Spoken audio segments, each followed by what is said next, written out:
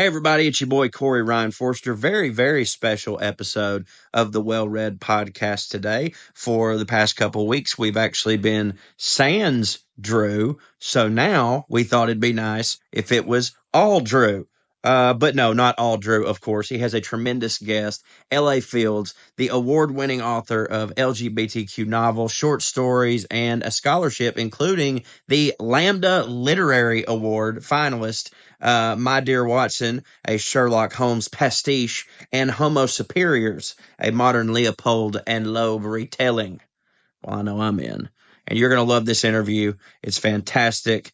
Y'all have a time, and I'll see you later. Skeew! They're the liberal rednecks. They like cornbread and butt sex. They care way too much but don't give a fuck. They're the liberal rednecks that makes some people upset, but they got three big old dicks that you can suck. What is up, everybody? Welcome to a very special segment on the podcast today. I am joined by author L.A. Fields, which is such a cool name, by the way. I don't know if we've talked about that before. Oh, you cut out for a second. I was like, Oh, you're I was muted. just moving my mouth. Yeah, we are an audio and visual, but mostly audio medium. So I know you're a writer, but you're gonna have to speak. Ma'am, you've got such a face for radio. No. Yeah, no. Those are my actual initials, so that's the name my mama gave me when you think about it. L.A. for Lauren Ariel. So. Oh, excellent. So not Lower Alabama Fields. This Los Angeles, trash field over here. Yeah. Well, you've already brought Trash Field. Your new novel is called River Trash. We're going to get into it very soon. This is not the first time I've interviewed you. I had you on, DJ and I had you on Gravy Baby, I think when it was called Into the Biscuit, maybe, to discuss your work, both writing in, I'm going to say it wrong, I'm a redneck, but you write in the gay genre. And you also write in the fanfic subgenre. Is that fair? That is fair. So, when you guys you kind of, it may not be the best thing that you do, but you do let just any old weirdo kind of wander into your circles and be like, "Who are you?" Stick a mic in their face. Yeah. And so the way I pitched myself was just like, "Hey, fellas, I hear you're looking for stories. Like, I'm a lady who writes about like gay fiction." And you're like, "That's hilarious. Like, come on down." Yeah. So that's how it happened. The stuff I've read of yours, and I think I've read 2 or 3 things at this point, we're all about men. Is it specifically gay men that you write about all the time, or do you also write about gay women? It's all gay men so far, although one of my recent ones has been just a fan of their work. One of my more recent ones was actually LGBT anti, so it has a lesbian in there, that we've got a trans character, people are genderqueer, it's all over the map.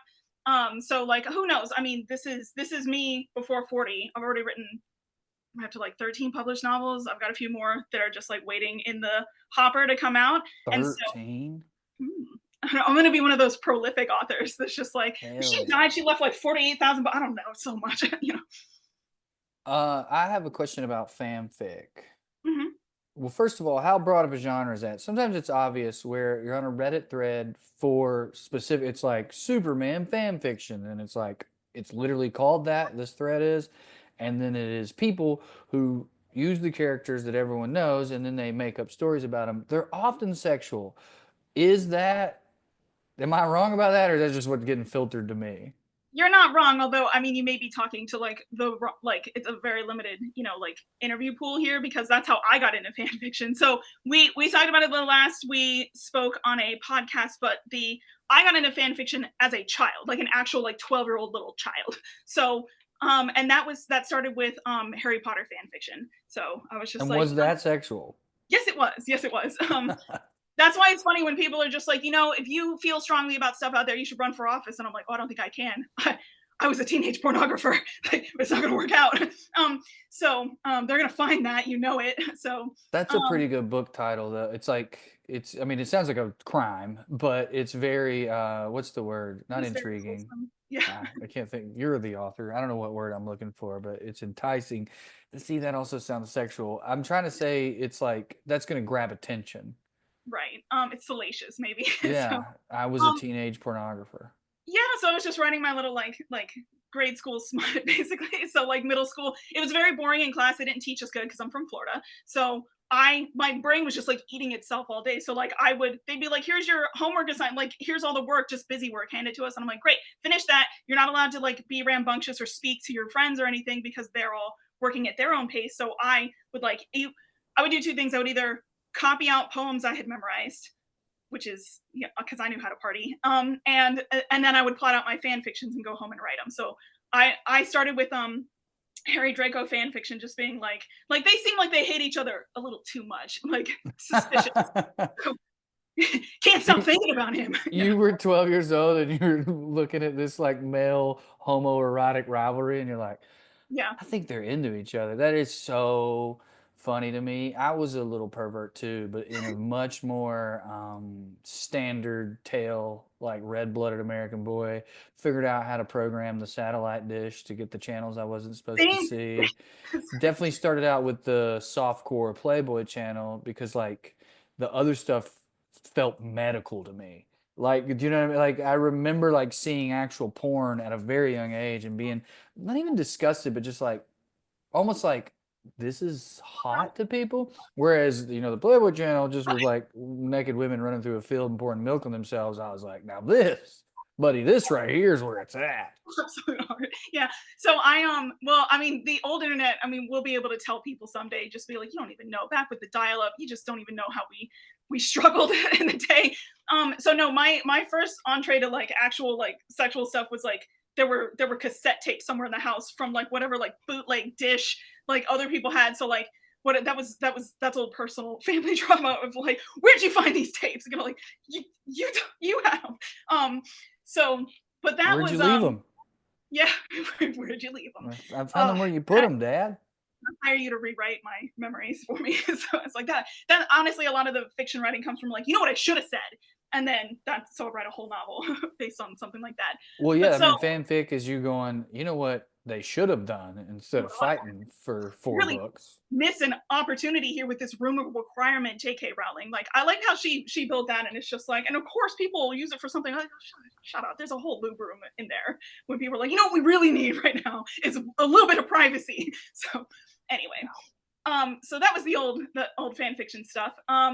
I at a certain point I just kind of like graduated and I'm like, it's time to start doing original stuff. Started with YA books that are very like after school special with people like they're cutting themselves, they have feelings, like somebody's pregnant underage and stuff. That is why I read all of my filth, because as a red-blooded American girl, it was mostly like, don't you let those boys touch you. So I was like, okay. But like that energy has to go somewhere. And I'm like, now I'm prolific with my books. So that's where all of that started. I went through a 5-book YA series called the Disorder series.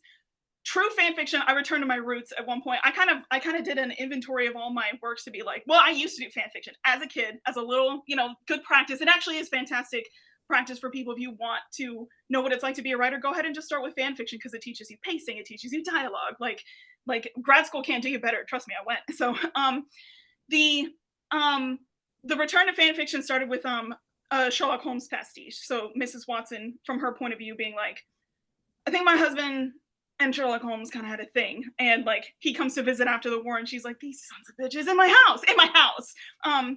But she kind of allows it. She's like, "Look, I got a lot of brothers. He's a good man. Like if he's got a boyfriend on the side, fine. Like Sherlock Holmes knows how to keep a secret."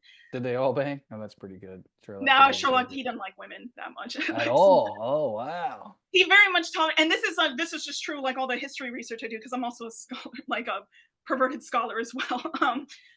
Where it's a lot of Victorian era men, especially the gay ones, would be like, look, women are the fucking worst. They are stealing my friends into marriages with their gross children. Bleh. So like some of them really hate women. It's unique when you find one who like actually like. So gay men haven't changed much. I mean, there are pretty much it's the same split, because there are some gay men who are just like, I mean, girl, I agree with you. Men are garbage. I mean, they're hot. We like them, but like, So like there are plenty of men who love to hang with the girls. And then there are plenty of gay men who are just like, I actually don't like women at all. Like I think they might be like a subset of the species. No, thank you.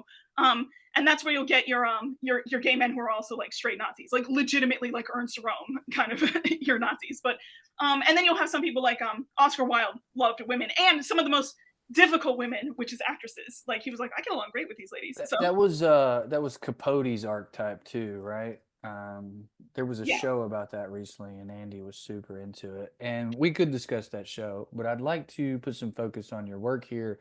And I hope people are super tuned in. I'm gonna have to tease this in the description, but let's get a little bit into what you're doing lately. So, first of all, is River Trash fan fiction in your own mind, or is it like a blend of half fanfic, half something else? I consider it real life inspired. So my That legitimate makes fan sense. fiction is the Sherlock Holmes pastiche, Where you and actually like use their names.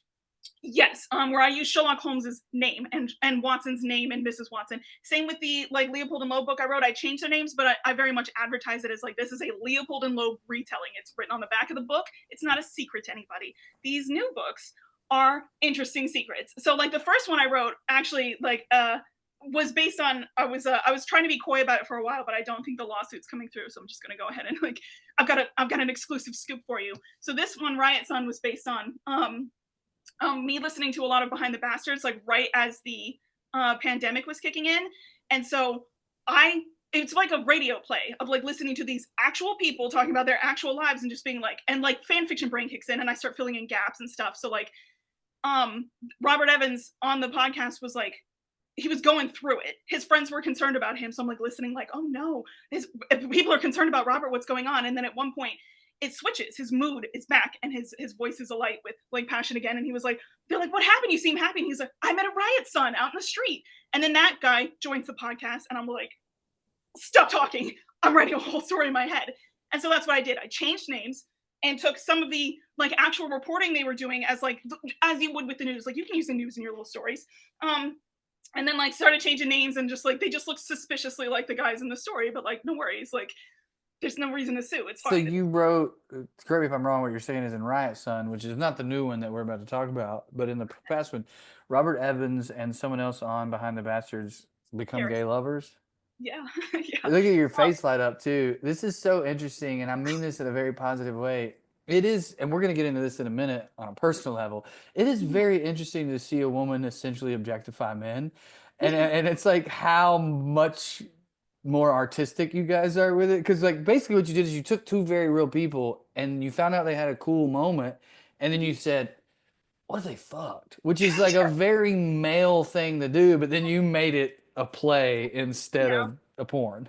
Yeah, I absolutely did. I'm like, what if I make it literary? Then they can't be mad at me, right? Right. So, This is a yeah, play, not a porno. This is a play. yeah. It's called literature. If it's erotic, it's erotic literature, and it's different than erotica. Okay, so Okay. anybody can tell you. Even the Supreme Court could see that. You'll know it when you see it. But so basically, like, so I got that book into somebody's hands in their orbit, and they either read it and were like, "No, goddamn, thank you," or they didn't read it or whatever.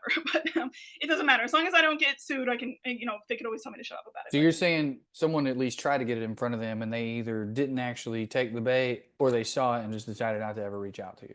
I got it into somebody's inbox, and they ran out of time to blurb it. And I'm like, if they read it, they would very quickly figure out what I did. Like, so it may have made them uncomfortable.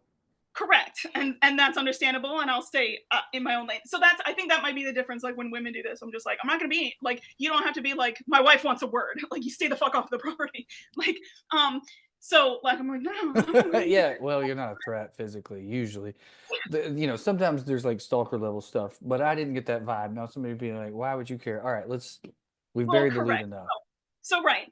That was how the first book happened. And I did that and it felt so daring. And so like, oh my God, verboten, what have I done? And then I started listening to your podcast and I was like, you know what? So here's how it actually happened. This is River Trash. It was inspired by one of the WellRED episodes that you guys did when you interviewed Waylon Payne. I had never heard about Waylon Payne even once in my life. I don't listen to a lot of country music. And when I did, it was like cassette tapes in my dad's truck. It was a long time ago. It was like before Shania Twain left country. It was a long time ago. So small, brief Waylon Payne catch up for people who don't remember the episode. Waylon Payne, I think, was introduced to us by Elizabeth Cook. I could have that a little off. Waylon Payne is country music prince, who's now an elder statesman, for lack of a better word. His mother and father were royalty.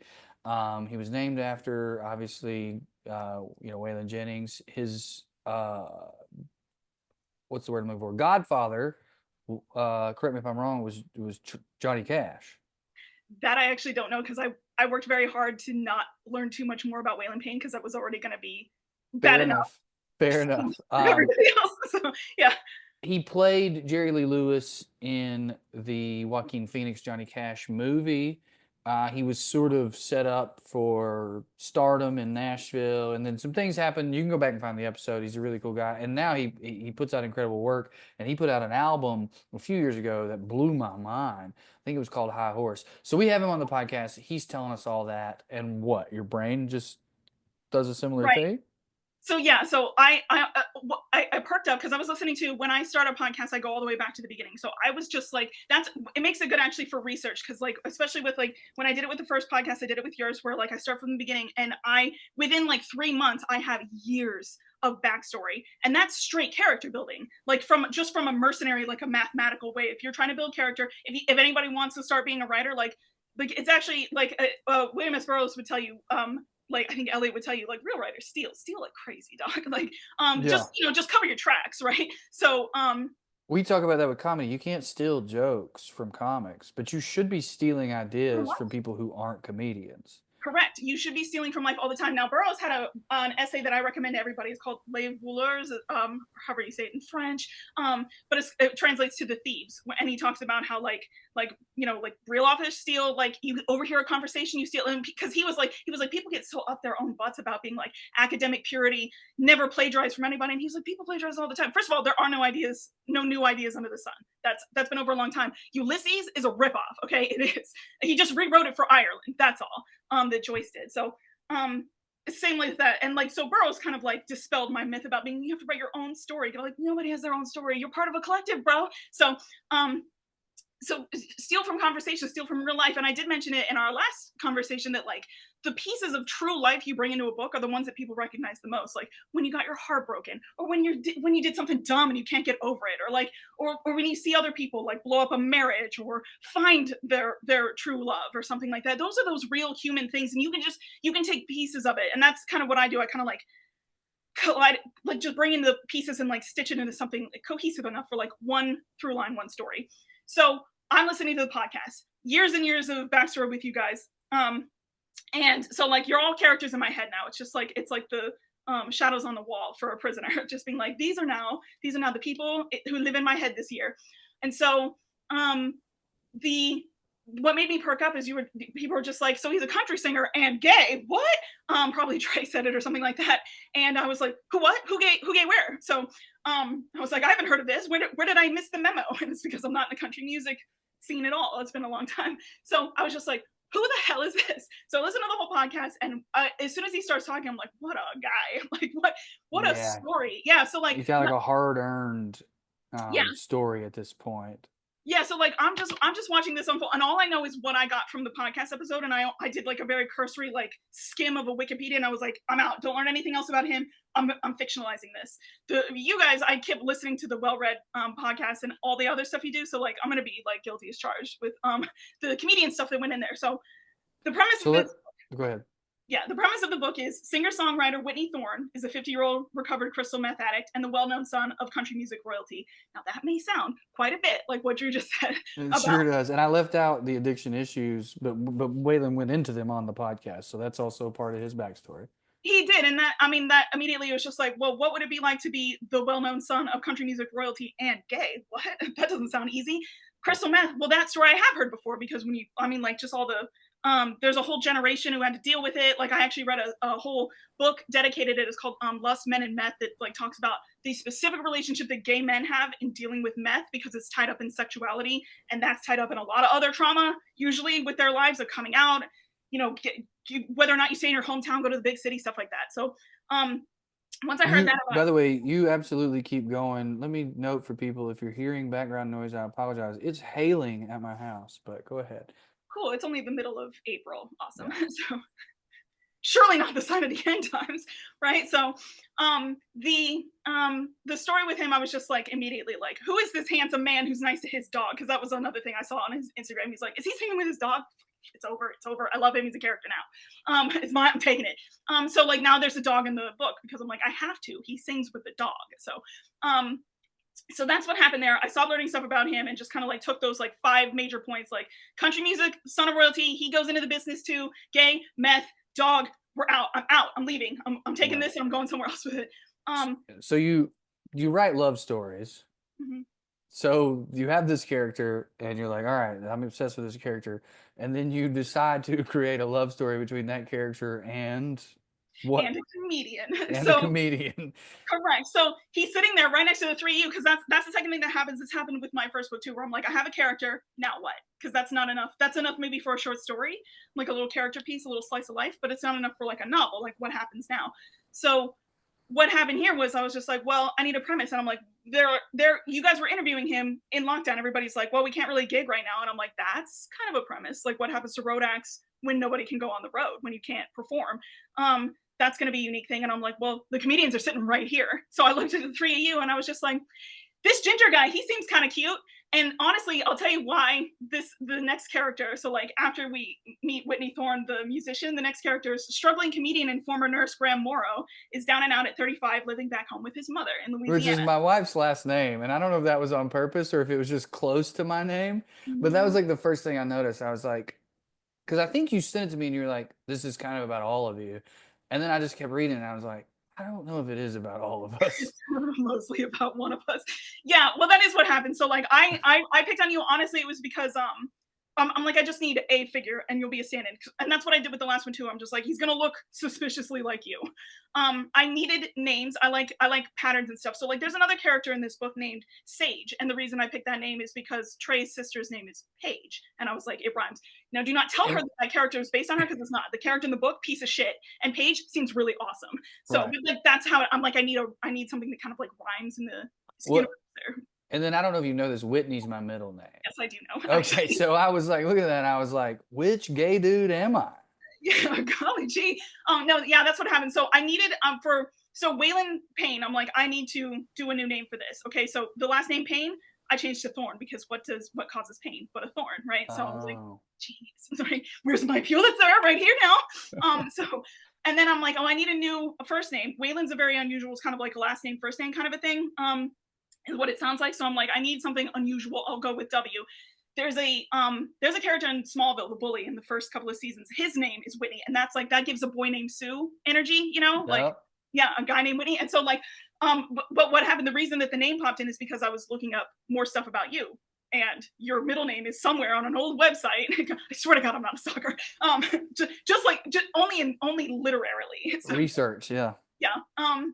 But so I was just like, ooh, that's a good one. And it's a middle name. Like, who knows about that? It's not a big deal. And I'm like, that's perfect, though, because it reminds me of that other character.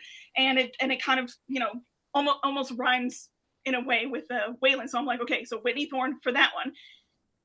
With Grant, so like your name is Drew Morgan, you can kind of hear Graham Morrow in that. Like it's got a couple of similar consonants in there. The reason that Morrow stuck out, one, because your wife came on and she was talking about how people try to argue with her about how her name is spelled. They keep trying to make it into like Marrow instead of Morrow, and I was just like, what are they, stupid? Like Morrow, like the next day, like the morrow, like and then once I realized that, I'm like, that's too. Now I have to take it because it has a double meaning. And now I take it. Yeah, no, like apologies. She's not the only person with the name. Just a little bit too coincidental at a certain point. No, you don't. I mean, you certainly don't owe me an apology, but I don't think you owe anyone an apology or even like an explanation, because the book is like you say, it's like it's not based on anyone's life entirely. It's not fanfic. Yeah. I want to get into like some of the experiences I had reading it. It's an excellent book. If you don't mind, though, I guess give us quickly before we get into that your elevator pitch for what happens with these two characters. Like, I don't know how much you want to give away, so I'm going to allow you to have the floor of saying, hey guys, check my book out, here's what it's about, and here's where you can find it, and then I'm going to tell people what it was like reading it. Yeah, quite a unique and experience, it's spectacular, by the way. And I would be polite and I would have had you on if it weren't, but like I think I texted you this. I was literally bawling my eyes out at the ending. and I desperately want to know like where it got you. Yeah.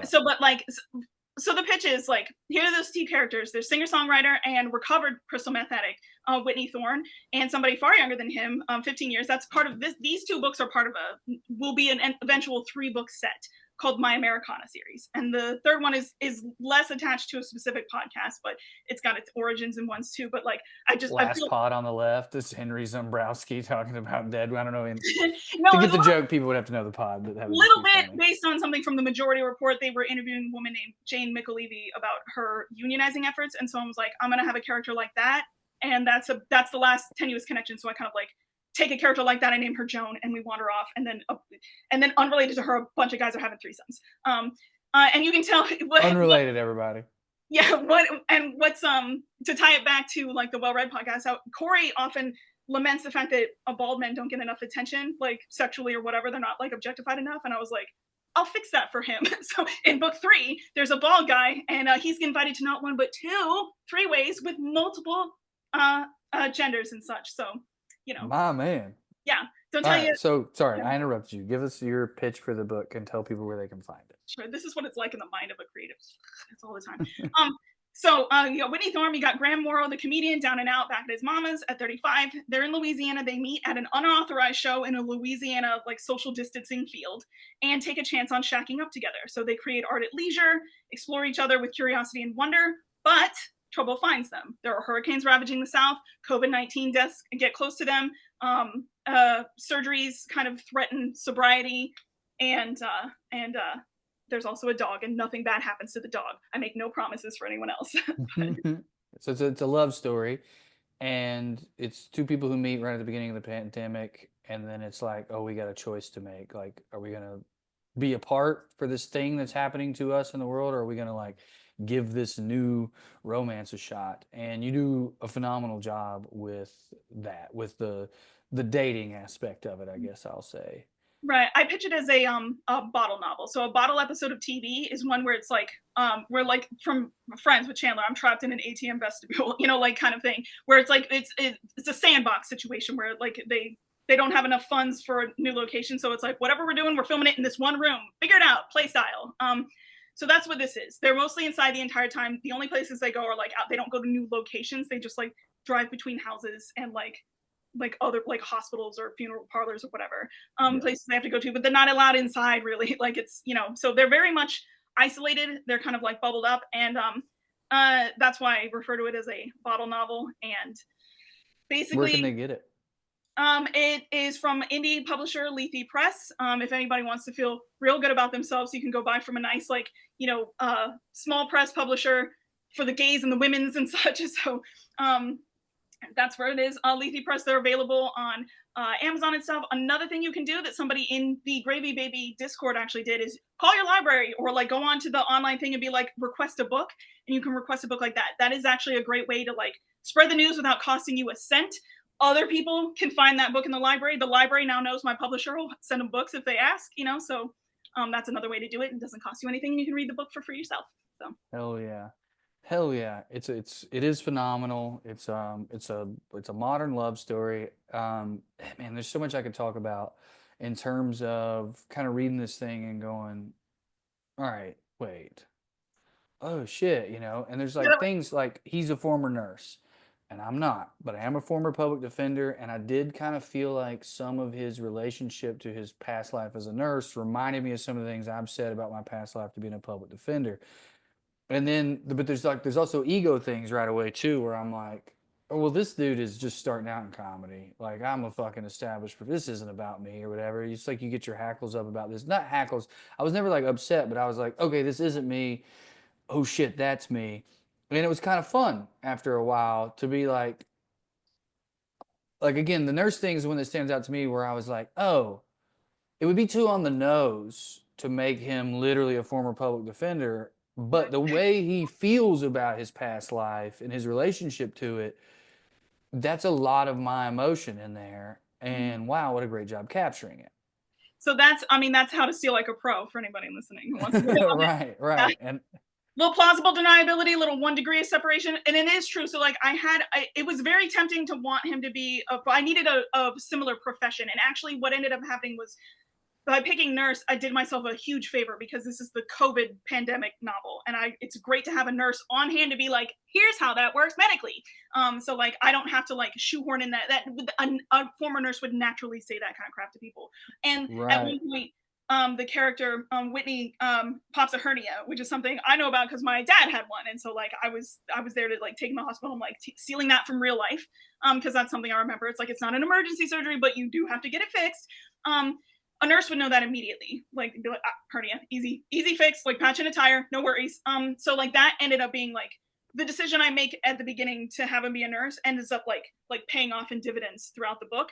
I was tempted. I was like, he could be a lawyer, but there's lawyers in the last book, and I'm like, you can't just steal the man's life. So that's literally why I did it. I'm like, you can't. It's too close.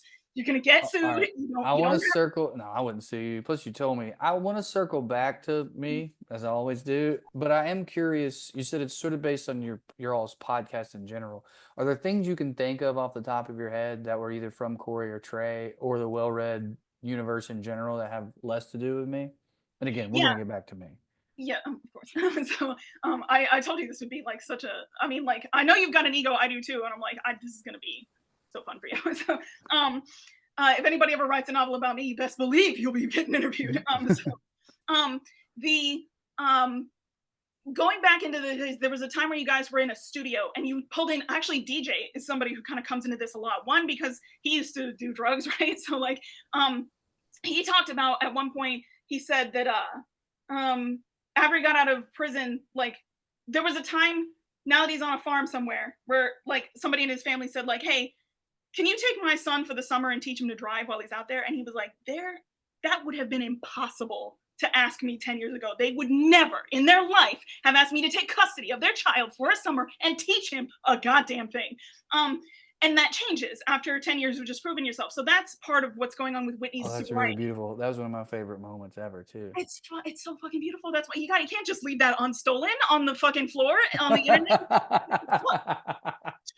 You're a fucking delight, dude. You can't just leave that unstolen. It's such a bar. Yeah, just look at it here. It's money on the table, you dumbass. So Rocket Money is a personal finance app that helps you find and cancel your unwanted subscriptions, monitors your spending, and helps with saving. You can see all your subscriptions in one place and know exactly where your money's going. For ones that you don't want anymore, Rocket Money can help you cancel them. And speaking from personal experience, I'm one of those people who just thinks that he needs all the apps and all the streamers and all those things when I have to really just need it for one day and then I forget about it. And honestly, thank the Lord for Rocket Money. I think I saved like, I don't know, $2,000 last year or something. It was insane. And you can easily create a personalized budget with custom categories to help keep your spending on track. See your monthly spending trends in each category to know exactly where your money is going. I have to let my wife handle that part, even though I have Rocket Money because I'm double dumb. But it is so easy to follow. You even get alerts if your bills increase in price and there's unusual spending activity, or if you're close to going over budget. Rocket Money will even try to negotiate lower bills for you. They did this for me. I'm not going to say who it is because I don't want them to hear it and like, they start a war with Rocket Money or something. But my cable, I was just going to get rid of it, and Rocket Money stepped in and got them to negotiate a lower fee. So I was like, well, I'll keep it for that. They can automatically scan your bills to find opportunities to save. Then you can ask them to negotiate for you. Rocket Money has over 5 million users and has saved a total of 500 million in canceled subscriptions, a large of the percentage coming from me, saving members up to $740 a year when they use all of the app's premium features. Cancel your unwanted subscriptions and reach your financial goals faster with Rocket Money. Download the Rocket Money app and enter our show name, WellRED Podcast, that's WellRED Podcast, in the survey so they know that we sent you. Don't wait. Download the Rocket Money app today and tell them you heard about them from our show. Skeew. Are you tired of figuring out what's for dinner night after night, especially on those busy weekdays? And I mean, let's face it, what weekday isn't busy now? Get dinner done the easy way thanks to HelloFresh. It is super easy to find time to eat well with 50 wholesome, hassle-free meals to choose from each week. HelloFresh's new ready-made meals go from fridge to your fork in just 3 minutes. It's the same high-quality ingredients and restaurant-worthy flavor you expect from HelloFresh, just with none of the work. I've been using HelloFresh for a very, very long time, and one thing that I don't think gets talked about enough from people is not just the fact that it makes it super easy and there's no waste and all that stuff, but like you can learn a lot of tips. Like I've always considered myself a pretty good cook, but like I was not aware until HelloFresh that like the game changer to almost every meal, especially like pastas and fish, is lemon zest. Would have never thought about that at all. I've learned a tremendous amount of flavor profiles for them, and it just look again. It takes people. I think my wife genuinely didn't think she could cook. She was like, I can't cook. I can't do that. And we started getting HelloFresh, and she was like, but I'm just following the directions. I'm like, baby, that's what cooking is. They make it easy. It's awesome, and it tastes so good. Get up to 10 free meals and a free high protein item for life at HelloFresh.com/WellRED10FM. That's WELLRED, the number 10 FM. One item per box with active subscription. Free meals applied as discount on first box. New subscribers only. Varies by plan. That's up to 10 free HelloFresh meals. Just go to HelloFresh.com/WellRED10FM. HelloFresh, America's #1 meal kit, for a reason. But that's, I mean, like, that's literature. That's gold. So like, that's what's going on with Whitney, is because he's been over 10 years sober. People are calling him still being like, are you okay? It's the pandemic. We're worried about you. You could relapse at any point. 10 years, you should be safe from being from relapsing. People shouldn't worry, but pandemic hasn't happened before. And a lot of people are going to fall off the wagon and it's going to be bad. So like, people are asking him like, are you sure you're not spiraling? Oh, you just moved a guy in you just met? Buddy. Like, that sounds like you going off the rails again. Oh, and a new dog. Okay, is that a good idea right now with no income and your stability's all rocked and stuff? So like he is second guessing himself a lot. But what he learns is kind of what DJ realizes. It's that like because he's got this, like you said, a very young in his career, very unsure of himself, comedian in his hands, just being like, man, did the stage nerves ever go out? He's got all these questions. He's relying on Whitney, who is 15 years older than him, that he respects, regardless of the fact that he is or was now or has ever been a junkie or whatever. He just sees him as an authority and as somebody trustworthy. And so like Whitney's slowly coming to believe that himself, that like I might actually be the stable one here. Yikes for both of us, but like kind of cool for me. So that is something that fed directly into the book, and that was from DJ and not you specifically. You guys did have a nice argument, and you've revived it a couple of times about Tombstone. It came up because Val Kilmer just passed away. Me and my friend rewatched the movie and we're like, fuck, what a good movie. What a good woke ass movie full of like tender tonic masculinity and willful women doing whatever the fuck they want and gays every which way, you know, like you got your Curly Bill was definitely gay. Yeah, chaotic bisexual is how I put it in the book. Fuck anything living or dead probably. And so but you have your like your quiet gay, the blonde one, you have your theater gay, you have Curly Bill, very dangerous like chaotic bisexual guy. So like he said he would screw the devil in the ass, you know he means it, you know he does. So like having those little arguments, watching, this was something that happened before too. This was a different podcast. So Kyle Kalinski's a political talk show host, and he has separate conversations with his friend Corin, who they grew up together in New York and stuff. I am so delighted to listen to boys who are friends talk to each other. That's so fun for me, because if I was in the room, that conversation would be different, but you're recording it all by yourselves. So this is where I get like really weird and like spiritual about the internet, being like, look at these windows I'm allowed to look through. If I was outside of your house listening to this, it'd be a problem. But you record it, you post it on the internet, and now I've got all this free data. You couldn't pay for this fucking data. You couldn't get into somebody's house and hear all of this. And so like that, the fact that you guys are just like friends and you're bickering and stuff, like I wanted to pull all of that into like their little like boyfriend buddy situation. So all of that like bantery shit when they call each other out on stuff, you know, like right. I wanted them to be sort of friends. And because they're 15 years apart and because this is a unique situation, they're not sure, like, are we going to be husbands or are we going to be like, you know, like buddies, like, you know, maybe we meet up to hook up sometimes, but we're just kind of like living our own lives and having our own futures. They don't know yet. They're still in the middle of the pandemic. They have no idea when it's going to stop, what kind of lives they'll have after. Well, that was another thing you did a great job at too, is just like, in some ways that was uncomfortable for me, of just like kind of remembering the unsurety of the pandemic. But all right, let's get into some salacious stuff, because I know it's interesting to people, but also just like some of the emotions I guess I went through. First of all, let me say, And I think you're aware of this. You're not the first person to write fanfic about me fucking dudes. And I think because of that, that was like you wrote a novel where there are a couple of sex scenes and they're not over the top.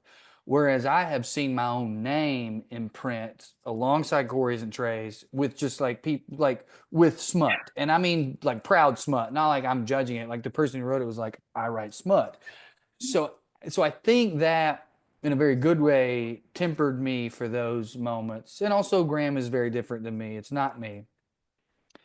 And so I think some people would maybe expect a straight guy, however woke he thinks he is, to sort of like see himself in a character and then that character's sort of falling in love with this older man who also represents someone who's a buddy of mine. That might make me uncomfortable or whatever. It didn't. Like there was definitely moments of like almost like a disconnect. It's like almost how I know how straight I am in spite of sometimes wishing. But just like, oh, this isn't about me. It's like, oh, yeah, that's even if I were gay, that's not how I do it. You know, dumb stuff like that. The discomfort, just being honest with people. There were moments where I felt seen and it was nice. Like you are a very good writer, and there were moments where I was like, oh shit, that is my problem. And it was kind of nice. And then there were a few other moments where I was like, I almost like, I wanted to be like, no, that ain't, fuck her. Man, you know what? Fuck LA Fields. Bullshit, man. Who do you think you are? Yeah. Yeah, who do you think you are? Like, that's not because there's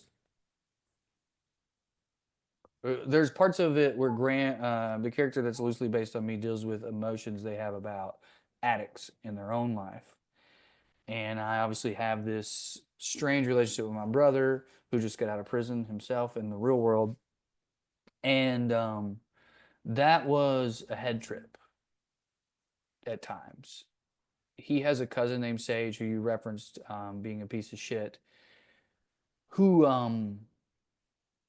his relationship to her and how he dealt with it, there were times where it felt like shit. And then there are other times where I was like, nah. And then I was like, well, wait, she didn't get it wrong. She just wrote this character and it's not actually me. I don't think anyone else reading the book would have an experience like that because they're just like, this character feels this way. So they accept that at face value. The character is, whether it's through exposition or whatever it is, you're understanding their feelings. There were moments for me where I was like, is that how I felt? And it took me a little while to get over that as a reader, as someone who was just enjoying the book. Do you know what I'm saying? Yeah. Where if it were a biography, then I'd be at level 100 and I wouldn't get out of that mode. You know, for being like, don't you dare. Like, yeah, or I'll be like, we got to change this part. You know what I mean? Like, let's say you were helping me write my biography. It'd be like, hey, we got to change this part. But that's not the mode, right? And if I were just some dude who picked up your book, I'd be like, oh, interesting. But I was in this weird middle space, and it took me a while to let go of it. Of like, and so eventually it got to the point where I was like, I could just be impressed when I felt like seen, and then I could just be like, that's the character when I didn't. That was a head trip, though. It was a very surreal thing. And I'm going to be honest with you, it made me rethink how I tell jokes about people. In a good way? Is it going to make you kinder? Or you're just like, I should stop telling true shit so that all these authors in the crowd don't say stuff. You know, I said rethink. Maybe I should say be more considerate. Like, I always think about these things. I rarely use names other than my wife's. But obviously, if you say my father-in-law, well, that's a specific person. There was a thing that came up on my Amazon special where the joke was about them pressuring us about having kids, and we weren't sure if we wanted to at the time.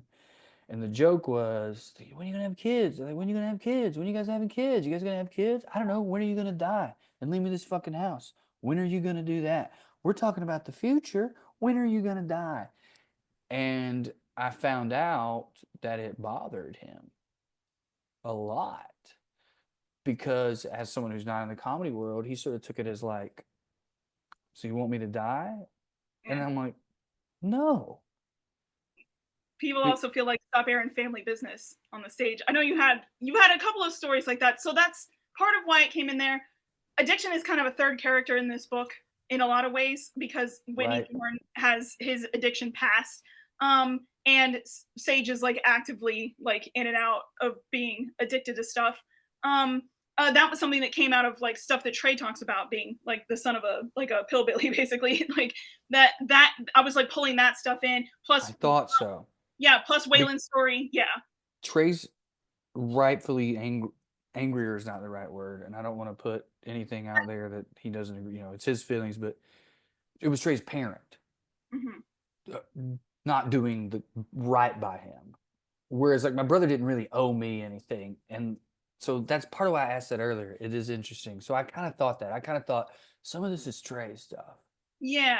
It's basically like it's like cool. a boggle box of like a whole bunch of stuff, and like I just kind of like read across and like take the stuff that fits, and then certain things will get like added, just because they have a literary ring to it, like your wife's name, and then stuff like taking those family stories but like mixing them up, like that emotion. I recognize it too. My parents had issues with alcohol. I actually quit drinking just before writing this, and I was like, god damn, because I didn't really want to, but like your body makes you at a certain point. It's like, this hurts too much, you gotta stop. Yeah. So you're not 20 anymore, you're in your 30s, and you're gonna start to feel it. Trust me. Like anybody in their 40s is gonna be like, it's just gonna get worse. Trust me, if it was easy to be drunk all your life, more people would do it. So Yup. yeah, for realsies. But so I was just like, I was actually kind of pissed. I'm like, I have to quit drinking. It's stupid and mean and wrong. Just to stay employed. Boo, capitalism. But I was like, consolation prize. I'm gonna be writing about a sober character, and I call that like, that's like meta acting. Like it's like really like going through it while you write about it. And I was just like, okay, so but stopping drinking is different than stopping crystal meth. They're cousins. They are not the same family. Exactly. So like but there are some things. So like I read a whole book, like I said, on specifically, like recovering from meth, and that was teaching me stuff about like I was replacing like habits. I'm like, you're used to just getting a whiskey all the time, and now you're gonna have to get coffee, and that is not going to be as fun. So maybe you can have like some kratom on top or something, like just like trying to replace everything that's a trigger. So like I knew all of that stuff. For Whitney, he's very careful in his sobriety because he doesn't want to like ache for the drug anymore. But there's also the aspect of like understanding how much people resent you for being a junkie in the first place. Like in the book, Whitney's brother is just like, oh, I'm sorry, was life too hard to live for you? You're good looking, you got the family talent, you've had all of this. Like as somebody with connections in the music business, he was handed a career where other people have to like blow their way to the top of this shit. And like oh, is it still too hard to be alive for you? Like, so his brother is filled with a lot of resentment that he also has to try to marshal, because he's like, I know it's hard, I know that once you get addicted, however you started doing the drug, when it takes hold of you, that's a different animal. Stories about like what oxy does to change the pathways of your brain. This stuff changes the pathways of your brain, and to get free of it, he has to go through, this is direct from the doctor who wrote the book, which that guy conveniently, this is another talk about just stealing like a professional. He used the metaphor of like a guitar player, and I was just like, now if only I had a book specifically about meth and gay meth. Oh, you have a book specifically about meth. Now if only you could help me out with like a guitar metaphor. Oh, you have that exactly. So I'm just gonna rephrase what you just said, and you're welcome. So we'll call it like a civic service, a little public duty to help people. Like here's how you got to do it. So he has to quit. When this blows up and they have you in court with all these lawsuits, they're just going to keep cutting to this interview. Now, you say this is an original story. Is that right? Yeah. So that's there was another comedian who talked about like, you can talk about your family, just say you inspired me to do this. So and I didn't say necessarily in a good way or whatever. So but like he changed the names, plausible deniability, stuff like that. This interview will not help. This interview is my lawyer's gonna be like, yeah, god damn you. So no, you actually, I'm 99% sure you cannot be sued for anything we've done or discussed so far. I mean, you could probably get sued if you did some of the sex stuff from the book. Some of that stuff was pretty great. You also, I think, captured the awkwardness of how do I say this? I don't really know how to phrase it because I think it'll sound way more salacious than I mean it. But there's this really great moment where they essentially try to like go to a club without going to a club, like have a Zoom party and then have sex, and it was like, yeah, man, I remember how much the pandemic sucked. That also was part of a true story. So somebody said he like went in and he was like, I attended an orgy on Zoom. Here's what happened, and that's where I got the fact that the guy's like being like, please mute, like please shut up. People are trying. It's hard enough. People are trying to get turned on. Can we not hear your TV in the background? Please mute was the refrain for it. And so like I had to bring that in because A story I've told before, so I don't mind sharing it, is Andy and I went to a sex party. We'd never been to one before, and this guy invited us to one that was like, you know, smaller and more intimate. So we wouldn't. He was like, "You won't get overwhelmed. It won't be like one of the big parties. You just." It was this dude we used to live with in New York, and the small and the intimate was so much worse than the big would have been because you couldn't be anonymous. And then like I've talked about this before. I don't mind it. We were like trying to like make out and get going, and then I could just hear two people talking about their boss. And it's like there's almost nothing less sexy right now than these two people having a normal thing that happens at a party, but it's like 6 feet from me. Anyway, well, it's like you said, like sometimes sex is straight, like it's like open heart surgery. It's really.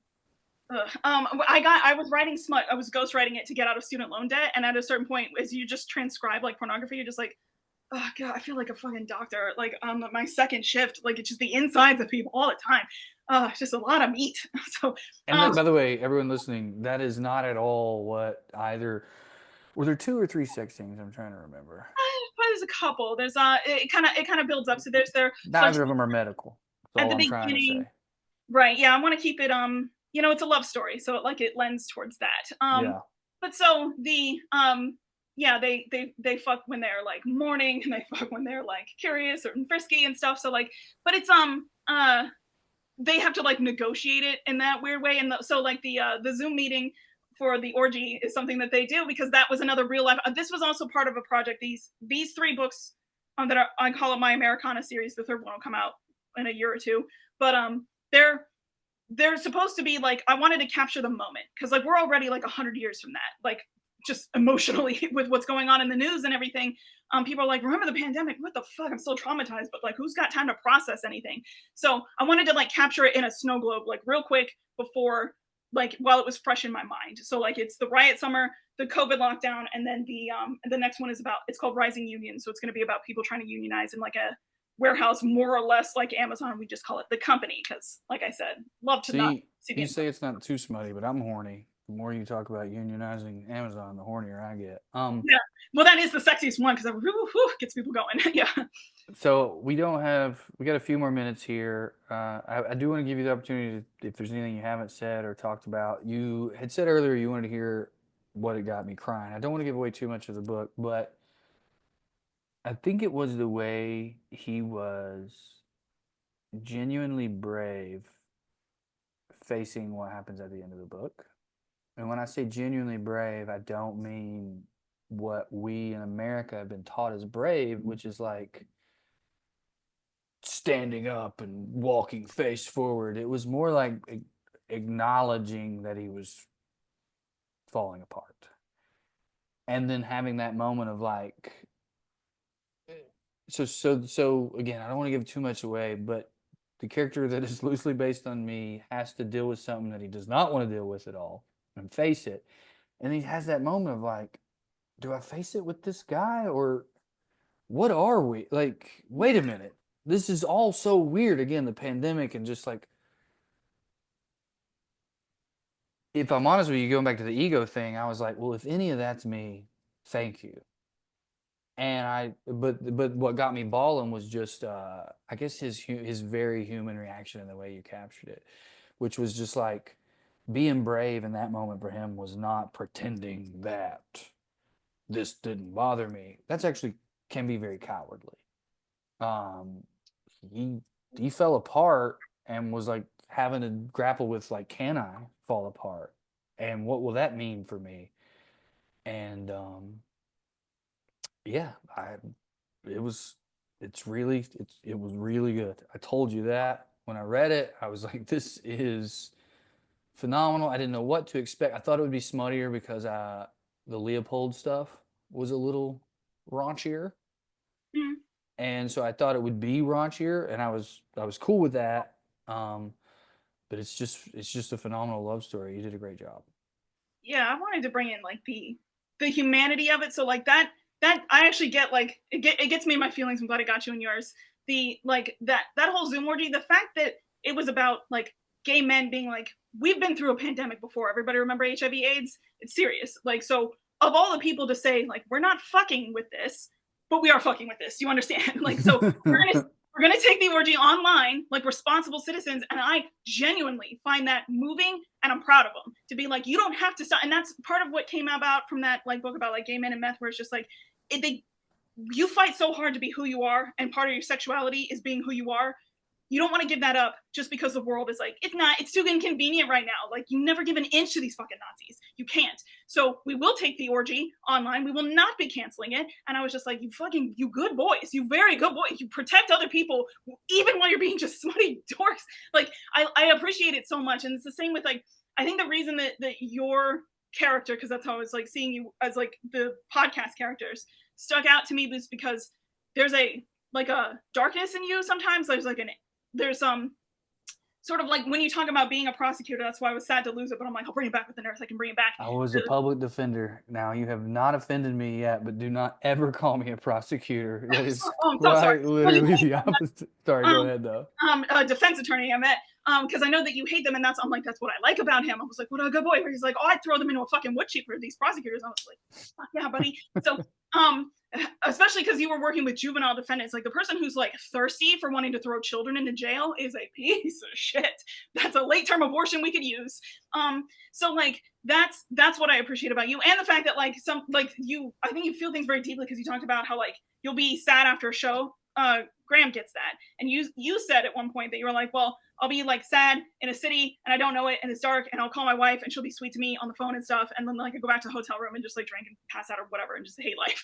And I was like, yeah, but a lot of comedy comes out of that. Like I've known this a long time because I do like stand-up comedy. So like I've heard lots of stories about how people, like some of the saddest motherfuckers are some of the funniest people on stage because they need it to survive. Like the way the reason I'm a writer is because like I have such great retorts that I did not get out at the time because I'm socially awkward. So I put that shit in the books.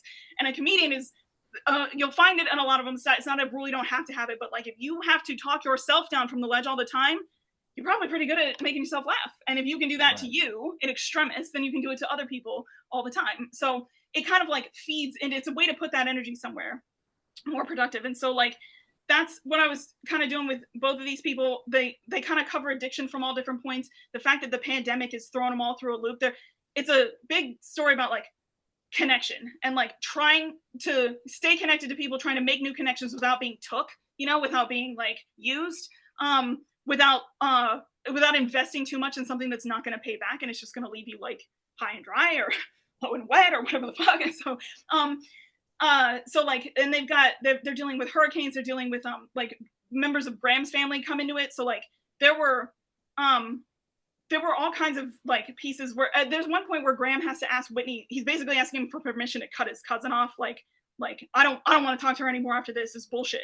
Like, do you disagree? He asked him out a few times, and he was like, yeah, look, buddy, like obviously I'm a little biased because I was the junkie, but then again, I see where you're coming from. So he's like self-therapying. He's given therapy to this other dude who's now just in his house because he invited him, so like they're both very tenuous with it, but I was committed. This may be in fact one of the happiest endings I've ever wrote, because I'm going to put him through a lot, and I need something to work out nice for him in the end. And so they do go through a lot, but it is also very nice at the end. And I think I was like feeling something in my chest, and I wondered, is that just me, the reader, or is that me who keeps identifying with this fucking character, like really hoping I get a happy ending with all this? You did a phenomenal job. I can't stress it enough, guys. River Trash is such a great novel. Is it Lethe or Lethe Press? I always say Lethe Press. Lethe Press, Lethe Press. You can find the book wherever you buy books. You'll be able to get it into your library. L.A. Fields, a phenomenal author. We appreciate you coming on so much. If nothing else, because the other two, they deserved a week off because they've been doing it without me for a month as I've been in New Orleans, shacked up with a gay country singer. No. I guess thanks. I mean, thank you for coming on the show for sure, but I guess thank you for choosing the WellRED podcast and then me specifically as an avatar, because again, and I got on this earlier. There's like an ego part of this of like you put stuff out there in the world, podcast, comedy, whatever. You hope it inspires anything, even if it is, you know, the smut that was written about us, where we were having threesomes and making each other suck each other's dicks. Like that's funny, and it inspired, you know, inspires people to laugh. I realized that we didn't turn you into an author. You were already doing this kind of thing, but like enter in our universe to create a novel. For me, I mean, genuinely, really, really, really cool. I think outside of a song, I don't think it could be any better for me. And this may be better than a song because the song's too short. Well, if it becomes a movie, we'll commission a song from your wife or something. We'll see what we can do. There we go. Thank you for the inspiration. That's how I'll put that. So. Hell yeah. Do you want people to follow you? Do you want to plug anything besides your book? Just books. You like books? I got lots of them. You like Leopold and Loeb? I get you some Leopold and Loeb. You want some Sherlock Holmes and historical? You want some YA? I got you. Like, so where can they find you? Obviously, they can search for River Trash. Where can they find you to see your other work? I have a website for LA Fields. I also have an Instagram, LA_Fields. That's where I'm most active with like LA_Fields is your handle, and then LAfields.com is your website. Website is like let's see, because it's she's got to look it up. I love that. It's free because I am an indie author, so it's lafields.webflow.io. Okay, lafields.webflow.io. If you type in LA Fields writer, you're gonna be able to find it. And by the way, let's plug what you just said too. Let's make that point before we get out of here. Independent, indie author, doing it herself, small publisher. Support. Support this. Like, this is the death of stuff like this is the death of culture, and just don't let that happen, guys. Let's go. All right. And truly, what I'm working on right now is an encyclopedia of queer characters from all of history until Stonewall, and it has never felt more important because they are literally trying to erase this stuff. Dude, so, I realize now that you meant the Stonewall riot, and that is so important what you're doing. For 2 seconds, I thought you were telling me General Stonewall was gay, and I was like, that is fucking mind-blowing. But that humorous thought, I want you to write that fanfic now. I want Sherman and to butt fuck him all the way through Atlanta. All right, I'm gonna fucking let you go. Thank you so much. All right, bye-bye.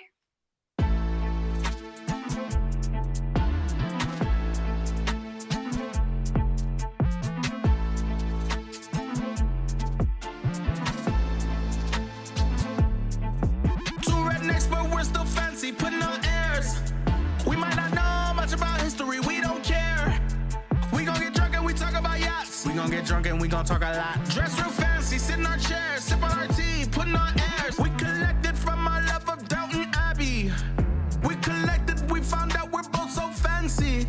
Hey, what's the difference between rednecks and royal families? Only money, cause they both have sex with family. Ew. Putting on airs. What other rednecks will talk about foreign affairs? Laughing so hard that we end up falling out our chairs. Sir Trey, Sir Corey, oh what a pair. High class topics with a redneck flair, oh yeah. Two rednecks but we're still fancy, putting on airs. We might not know much about history, we don't care. We gon' get drunk and we talk about yachts. We gon' get drunk and we gon' talk a lot. Dress real fancy, sit in our chairs, sip on our tea, putting on airs. Two rednecks but we're still fancy, putting on airs. We might not know much about history, we don't care. We gon' get drunk and we talk about yachts. We gon' get drunk and we gon' talk a lot. Dress real fancy, sit in our chairs, sip on our tea, putting on airs. Okay, it's Team Squirrel or Team Trey. Oh yeah, we keeping it basic. He thinks that the squirrels at Corey's mom's house are racist. And you know squirrels live in the same place for generations. So Trey, you better count your days and you better count your blessings. Cause all the squirrels that you ran over, that you think are nameless, faceless, their families are getting together and plotting on you from the attic and basement. So even though Corey is dumb, fat, and bald, he knows how to avoid drama, don't get squirrels involved. Two rednecks, but we're still fancy, putting on airs. We might not know much about history, we don't care. We gon' get drunk and we talk about yachts. We gon' get drunk and we gon' talk a lot. Dress real fancy, sit in our chairs, sip on our tea, putting on airs. Two rednecks, but we're still fancy, putting on airs. We might not know much about history, we don't care. We gon' get drunk and we talk about yachts. We gon' get drunk and we gon' talk a lot. Dress real fancy, sit in our chairs, sip on our